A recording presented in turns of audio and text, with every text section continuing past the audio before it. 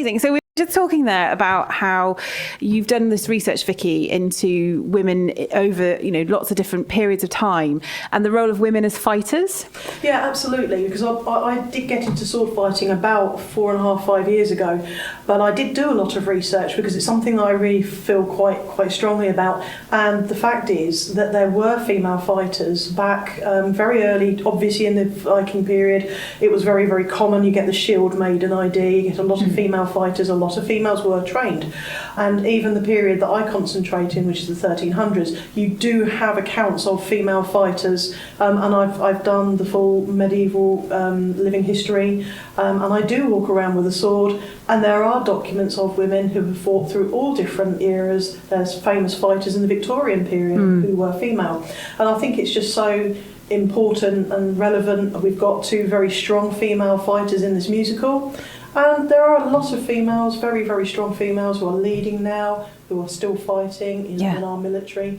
We're hearing all the time of the role of women in armies, and it's incredibly relevant at the moment, isn't it? So as you're taking this production to Edinburgh Fringe, what do you hope that audiences will take from this, and how are you expecting them to react, and what's the kind of contemporary message through this? We were chatting about this the other week, actually, and obviously everything that's happening in Ukraine right now has actually become very relevant for the musical at the moment in terms of our theme of leadership and what it means to be a leader, leading through compassion and leading, as you said, collaboratively.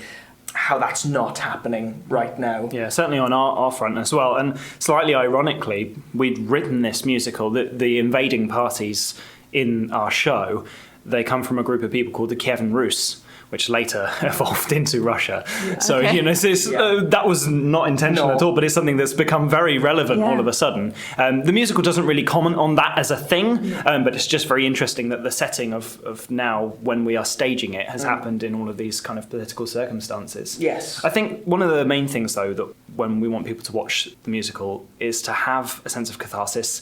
We've spent the last 2 years theatre deprived, and as you can probably tell, our show is quite the opposite. It's extravagant in all of its forms, and a lot of people have warned us against that, when setting something up as big as this. I like to compare it in a little way to Les Mis in terms of its scale. There's a lot going on. It's very flashy. There's sword fighting, there's music, there's singing, there's fire, maybe. Who knows? Depends if we get clearance for that. But it's theatre in all of its aspects, as big as we can make them.